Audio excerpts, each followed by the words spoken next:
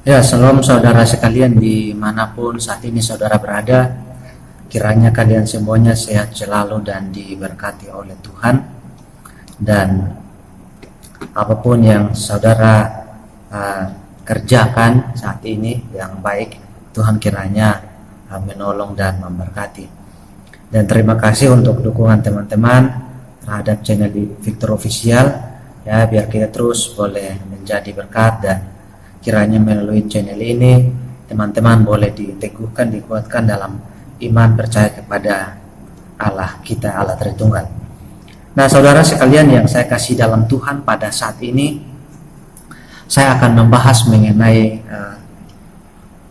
salah satu bukti di luar Alkitab yang membahas mengenai Yesus Kristus, yaitu pada saat ini saya akan membahas mengenai Pliny the Younger, ya. Nah, Pliny the Younger ini adalah atau Pliny yang muda, ini adalah keponakan dari Pliny yang tua. Ia bekerja sebagai pengacara, penulis, dan juga hakim dalam Kekaisaran Romawi. Dan di sisi lain, dia juga menjabat sebagai gubernur khusus Romawi di provinsi Bithynia. Nah, Pliny the Younger ini dia lahir pada tahun 61 Masehi dan meninggal pada 112 Masehi, ya. Dan ini kalau kita melihat hal ini, kita setidaknya melihat bahwa dia hidup pada era di mana para saksi mata yang menyaksikan mengenai Yesus Kristus yang pernah hidup, lalu apa yang terjadi dengan dia, itu kita bisa menanyakan langsung kepada saksi mata, ya. Dan bahkan tahun 60-an itu para rasul yang lain masih hidup. Nah, itulah sebabnya mungkin kita bisa mendapat informasi yang baik seandainya kalau kita hidup pada saat itu dan mau mencari tahu tentang kebenaran kekristenan. Nah, saudara, Pliny the Younger ini kan dia bukan orang Kristen, dia orang Romawi, dan dia tidak ada rencana untuk menulis mengenai kekristenan, tapi dia menulis mengenai apa yang terjadi di kisaran Romawi pada saat itu. Nah, saudara, Pliny the Younger ini dia menulis surat kepada Kaisar Trajanus yang menjelaskan bagaimana ia menangani umat yang didakwa di hadapannya sebagai orang Kristen, dan apa yang dia ketahui tentang komitmen keagamaan mereka, ya. Jadi ini Pliny the Younger lahir tahun 61 dan meninggal pada 112 Masehi. Nah, ini kita melihat bagian ini aja, kita harus langsung menolak berbagai lontaran yang mengatakan bahwa kekristenan itu baru ada pada 325, atau Yesus baru diangkat menjadi Tuhan pada tahun 325 di Konsili Nicea. Nah, itu adalah omong kosong belaka yang tidak pernah dapat dibuktikan. Nah, saudara, Pliny the Younger ketika dia menulis surat kepada Kaisar Trajanus, itu dia memberitahukan mengenai bagaimana ia menginterogasi orang-orang Kristen dan mengancam mereka secara kejam, dan mendapatkan informasi mengenai ciri mereka yang menonjol, yaitu persekutuan atau persatuan mereka, yaitu dengan menyanyikan kidung pujian, menyanyikan himne secara bergantian yang memuja Yesus Kristus sebagai Allah. Jadi secara jelas kita melihat bahwa penyembahan terhadap Yesus sebagai Tuhan itu sangat awal.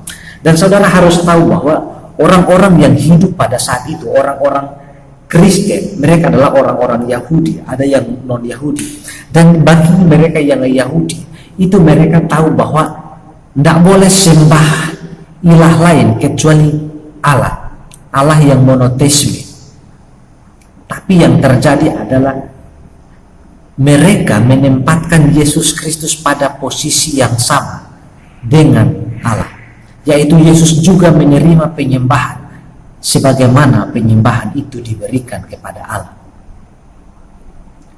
Nah, saudara sekalian, ini kita mempunyai bukti yang sangat kuat dan tidak bisa terbantahkan oleh apapun bahwa Yesus itu bukan Tuhan dan sebagainya. Saudara, orang Kristen mula-mula itu mereka jauh lebih taat dibanding kita, karena mereka tahu bahwa hanya iman kepada Allah yang esa, Allah yang monoteisme, itu mereka dapat diselamatkan, dan konsekuensinya adalah mereka akan dibuang ke neraka, mereka akan dihukum selamanya jikalau mereka menyimpan dari penyembahan itu.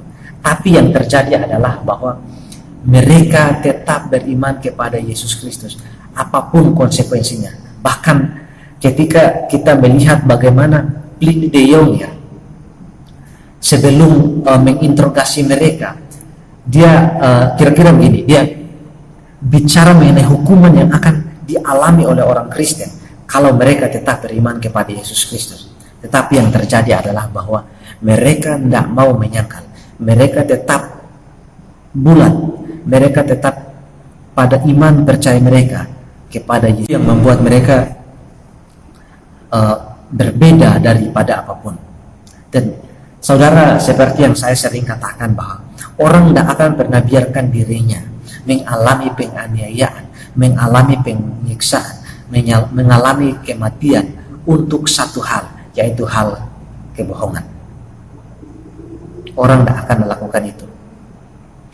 Tapi saudara, mereka tahu, mereka melihat dengan mata kepala mereka sendiri. Itulah sebabnya apapun yang terjadi dengan mereka, mereka tidak mau peduli dengan itu. Mereka tidak mau peduli. Dan bahkan ungkapan dari Bapak Gereja yang sangat terkenal adalah semakin dibabat, semakin merambat.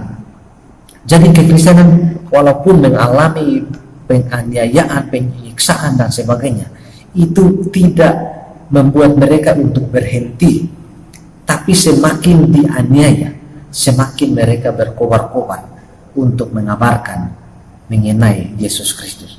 Ya, jadi saudara-saudara saya sekalian yang saya kasih dalam Tuhan, ingat bahwa iman Kristen adalah iman yang bersejarah, iman yang bisa ditelusuri kesejarahannya. Kalau orang datang hanya menjual klaim omong kosong, maka jangan berikan telingamu untuk klaim omong kosong itu. Jangan berikan telingamu untuk klaim omong kosong. Misalkan ya, mengenai Muslim, bilang, oh Yesus itu bukan Tuhan, di mana Yesus berkata bahwa akulah Tuhan, sembahlah aku, maka saya akan percaya. Nah saudara, harus selalu dan selalu diingat bahwa pada masa itu orang itu belum punya konsep mengenai adanya Allah Tritunggal, dan hanya ada satu Allah. Dan kalau saudara bisa bayangkan bahwa kalau seandainya Yesus datang dan bilang, halo saya Tuhan, sembahlah aku, maka itu kedengarannya seperti menghujat, dan itu akan berpengaruh. Dan saudara tahu kalau di dalam kalangan orang Yahudi, kalau melakukan hal seperti itu maka harus dirajam dengan batu sampai mati. Dan kalau Yesus berkata seperti itu, maka itu akan mengganggu atau akan menjadi sesuatu hal yang membuat orang tidak mau mendengarkan pesannya. Ya, itulah sebabnya Yesus tidak menyatakan secara langsung bahwa dia adalah Allah, tapi bagaimana sesuatu yang terjadi dengan dirinya, apa yang dia ungkapkan, bagaimana dia berrelasi dengan orang lain, itu menunjukkan bahwa dia adalah Allah. Ya, jadi kita ndak usahlah berikan telingamu untuk mendengarkan ocehan-ocehan yang tidak membangun imanmu. Karena para pengkritik itu tidak punya bukti apa-apa, tidak punya dasar. Ketika mau ditelusuri kesejarahannya untuk memverifikasi kebenarannya, maka selalu dan selalu gagal. Ini adalah bukti sejarah. Dan saya mau katakan begini, saya mau kasih teman-teman satu contoh atau ilustrasi, ya, ilustrasi lebih tepat. Misalkan begini, pada saat ini kamu bangun rumahmu di Jakarta, kamu bangun rumahmu di Jakarta, lalu 10 tahun kemudian orang datang dan mendakwa kamu, bilang kamu tidak bangun rumahmu di Jakarta tapi di Sulawesi. Nah, itu kira-kira ilustrasi mengenai apa yang terjadi dengan Yesus Kristus dan bagaimana tanggapan atau gugatan terhadap kekristenan, seperti demikian. Nah, saudara, kalau seandainya menggunakan ilustrasi yang saya gunakan, maka kita harus mengatakan bahwa yang menggugat itu adalah orang yang tidak waras. Orang yang tidak waras, karena kita mengalami sendiri, kita adalah saksi mata, kita yang melakukan hal itu sendiri. Lalu kemudian dia datang ngoceh bahwa enggak seperti itu. Nah, saudara sekalian yang saya kasih dalam Tuhan Yesus Kristus, apapun yang kamu alami, apapun persoalan yang kamu hadapi, jangan pernah bimbang dan ragu untuk mengiring Yesus.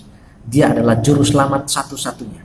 Hanya melalui Yesus Kristus kita akan bebas dari murka Allah. Tapi jikalau di luar Yesus Kristus, murka Allah pasti akan ditumpahkan bagi kita.